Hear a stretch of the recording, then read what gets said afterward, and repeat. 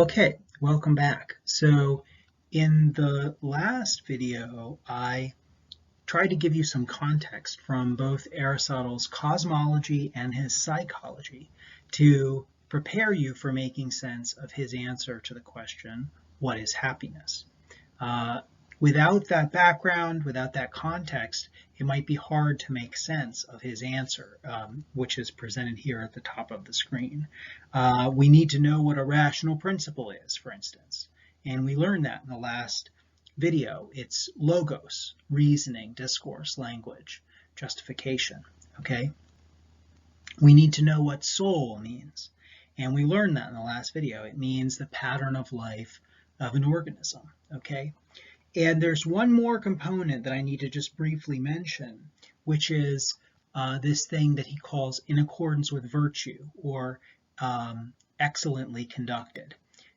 The Greek word for this is arete, and it can be translated either as virtue or as excellence, and it basically just means something doing well whatever it does. So it's an arete of the knife that it cuts well, and it's an arete of a person's eyes that they see well, okay? It's the excellence of something. It's whatever, to say that something has arete is to say that it does a really good job as whatever it is, okay? So a novel that exhibits arete is just an excellently written novel, very well written novel, okay, and so on. Note that the primary meaning of arete, or virtue as it's translated, is not moral virtue as we usually think of this. So the primary meaning is not virtue in the sense of a virtuous maiden, you know, as one who is very chaste and honest and self-sacrificing, etc. It's not a Christian idea of virtue. It rather just means performing well. So from an Aristotelian perspective, it's more natural to say that a really good athlete, someone who's really good at a sport, for instance, exhibits arete. You know, the long distance runner, when she won the race, that she exhibited arete in how fast and consistently fast that she ran, for instance, okay? That's more the sense of arete than a kind of Christian virtue. Okay, so that wraps up the context and the background that I needed to give you for making sense of Aristotle's answer. What I'd like to do now is go through his argument for this answer, which will be useful because it helps to, again, it helps to explain that answer itself and why he thinks that's what happiness is. Okay, so what I actually want to do here is look at this part of the text very closely, because this is Aristotle's argument for why we should understand happiness in the way that he ultimately defines it and understands it. What I'll do is I'll just read through this part of the text, which is this single long paragraph presented on page 54 and 55 of the textbook. And then I will, and as I'm going, I'll explain what he means by what he says here. And by the end, I will produce a kind of summary of the whole process of reasoning in just this one paragraph. So he starts out basically just by posing the question. He says, presumably, however, to say that happiness is the chief good seems a platitude, that is a kind of empty saying, and a clearer account of what it is still desired. This might perhaps be given if we could first ascertain the function of man, and by that he means the function of human beings. Just as an aside, I have to tell you that Aristotle lived in a time when really the only people that were involved in politics were men. And so even though we can read this as about human beings, and it does apply because Aristotle is talking about human nature and the way that what human beings are capable of and what makes for a happy human life. And that applies to both men and women today. I think we can be pretty confident about that. It's interesting that he probably was only thinking of men because, again, women were basically just caretakers at home, and it was only men who were involved in politics or in kind of public life, and those would have been his students at the time. So I just wanted to mention that as an aside about ancient Greek society and the society in which Aristotle was teaching and in which this text was written. So you might wonder what he means by function here, and he's going to say more about it very shortly, but he basically has in mind whatever it is that a thing is for. Okay, so he then presents the next kind of big idea in this process of reasoning. He says, for just as for a flute player, a sculptor, or any artist, and in general for all things that have a function or activity, the good and the well is thought to reside in the function, so it would seem to be for man if he has a function. So what is he saying there? He's saying that the function of a thing, like if the function of a flute player is to play the flute, or the function of an artist is to make art, then what is good for the artist is to make art, and what is good for the sculptor is to make sculptures and so on. Okay, and so his strategy is going to be to try to find out what it is that's the function of human beings. Is there such a thing that's the function of human beings as such? That is the function of every human being. This is the thing he calls the function of man. So he then supports this kind of idea that there might be a function of man, or that there is a function of man, by asking a series of rhetorical questions, which are really intended to make the argument that we should take human beings as such to have a function in this way. So he writes, or as eye, hand, foot, and in general, have the carpenter then and the tanner certain functions or activities, and has man none? Is he born without a function? Or as eye, hand, foot, and in general, each of the parts evidently has a function? May one lay it down that man similarly has a function apart from all these? What then can this be? So he's drawing a kind of analogy between the kind of all of these cases where we say something has a function, like we would say a tanner, someone who tans hides, right? Who dries hides to be used for clothing, for instance, has a function, and a carpenter has a function to work with wood and produce objects made of wood. And different body parts have functions, like eyes have the function to see, and the foot has the function to assist with walking, and so on. The hand has the function to grasp. So all of these different things have functions, and then he wants to say, by analogy, we can ask, what is the function of a human being as such, or what's the function of human beings? So he goes on, and this is in the second column here on the screen at page 55 in the text. Life seems to be common even to plants, but we are seeking what is peculiar to man. Let us exclude, therefore, the life of nutrition and growth. So you remember when we talked about Aristotle's theory of different kinds of souls, that he had said that all living things have nutrition and growth, but animals and humans have certain other things in addition to nutrition and growth. Okay, so he's saying we have to exclude the life of nutrition and growth as whatever would be the function of human beings, since this is something that that isn't distinctive about human beings. Human beings share this with animals and with plants, and we're looking for what is peculiar to man, he says. Next, there would be a life of perception, but it also seems to be common even to the horse, the ox, and every animal. And the word for perception here is the same as what I gave earlier as sentience when I was talking about different kinds of souls. So again, he's saying sentience or perception is something that human beings share with non-human animals, and so therefore it can't be something that's peculiar to human beings. It can't be this function. This is the way that he's reasoning here. It can't be this function if it's not something peculiar to human beings. It can't be the function of human beings if it's not peculiar to human beings. There remains then, he goes on to say, An active life of the element that has a rational principle.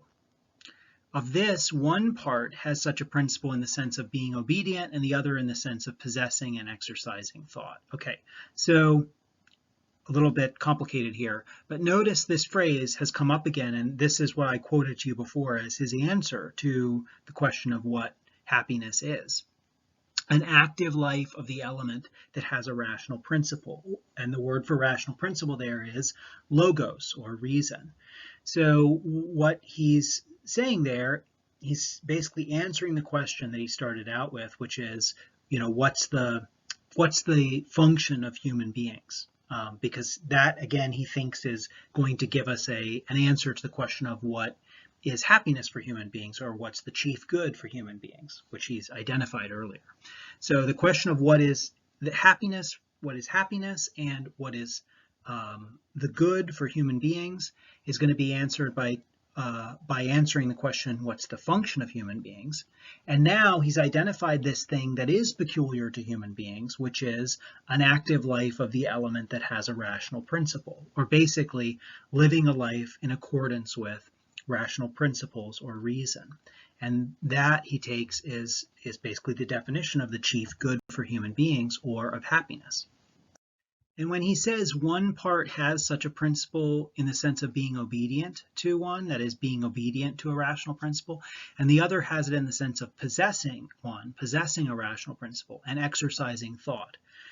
Basically what he's describing there is something that's common to the way a lot of us think about the way our psychology works, which is that we think about, we deliberate, we make a decision about what's the best thing to do, and then we will ourselves to do that thing. And that involves, in a way, which is kind of funny when you think about it, it involves thinking about ourselves as kind of having two parts, one of which is leading the way and the other of which is following, right? So in order to think of ourselves as free, or as exercising our wills in making decisions about things, we're kind of thinking of some part of us as like a deciding part, and some other part of us as a following part, right? So one part of us is saying, move your hand to pick up the cup, and then our hand moves, following what it is that our reason, the part of us that has the rational principle that's decided to pick up the cup, has made the decision about. So this is obviously a very simple kind of psychology, and it's not an experimental psychology. And today we can argue about whether or not our minds and our brains really, and our bodies really work in this way. But this is the kind of common sense or everyday understanding of how our psychology works that Aristotle is using. And he goes on to clarify further. He says, as life of the rational element also has two meanings, we must state that life in the sense of activity is what we mean, for this seems to be the more proper sense of the term. His point here is that he's not just talking about like a life purely in thought, or the kind of free operation of our rationality, of our reasoning, of our thinking, without any connection with our organic and embodied life, our kind of animal life.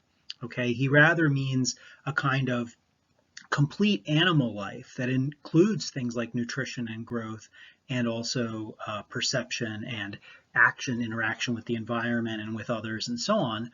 But it's a kind of animal life that is guided by rational principles, or involves rational principles, since that's the kind of animals that we are. We're animals that have logos, that have reason. So when he says life of the rational element, he just wants to clarify he means life in the sense of activity, not just the rational element living all on its own and just operating on its own.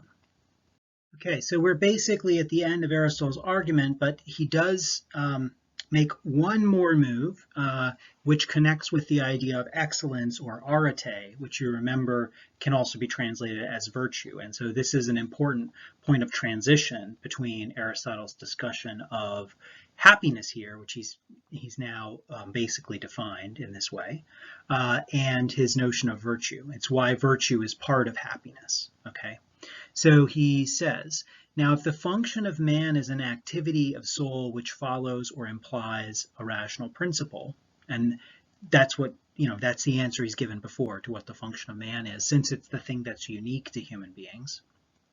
And if we say a so-and-so and a good so-and-so have a function which is the same in kind, for instance, e.g. just means for instance or for example, a lyre player and a good lyre player. So lyre was a kind of guitar, a guitar type stringed instrument that was played back in ancient Greece and other places too.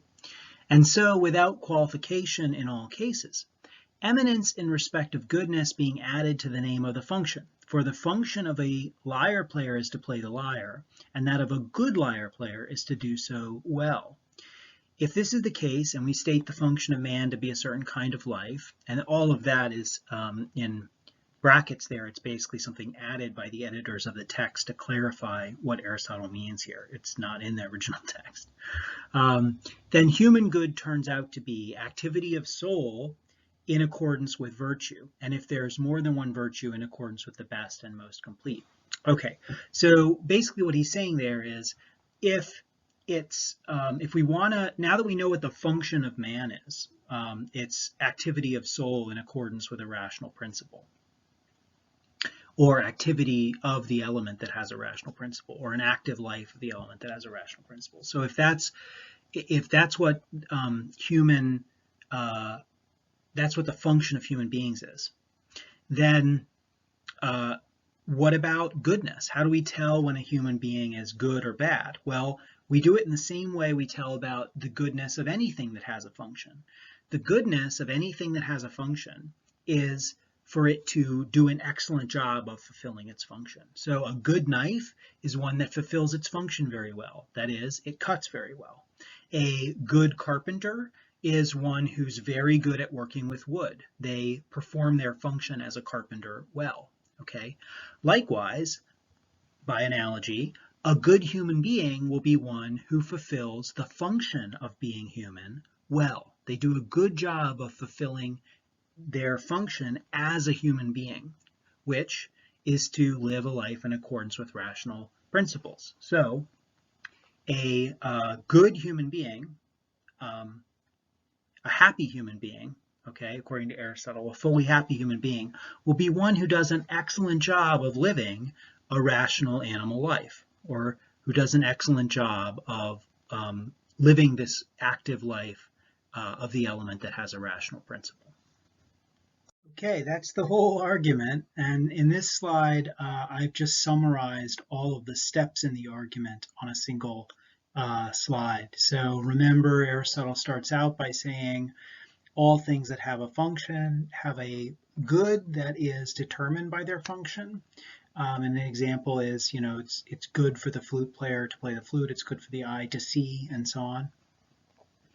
And so if we want to know what's good for human beings, we can ask, what is the function of human beings? And we're asking that for the whole category of human beings. So this is something that's going to apply to every human being. What is the function of any human being just by being human? And then the third step is to rule out the life of nutrition and growth. That is this kind of just the bare fact of being a living thing. That's something that we share with plants, and so it's not distinctive of us, and so it can't be our function, according to Aristotle. Also, our function can't just be perception, because this is something that we share with animals, and again, we're looking for something unique to us. So when we rule both of those things out, we're left with the life of the element that has a rational principle, or living as a rational animal, or living a rational animal life as the function of human beings. And then finally, we have to distinguish between the case where someone performs the function well and they don't perform the function well. And being happy or being good, according to Aristotle, is being someone who performs the function of being a human being well. That is, to be happy or to be good, according to Aristotle, is to do a good job of living the kind of life of the kind of thing you are, or to do a good job of living a rational animal life, that is a human life. And at this point, I want to leave you with some critical questions. So basically, do you think this is a good argument? Does this argument convince you? Do you see any potential problems with the argument? Okay.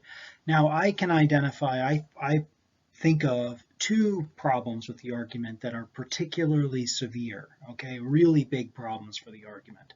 But I'm going to leave it to you to think about this critically and to post your objections or your concerns on the discussion board.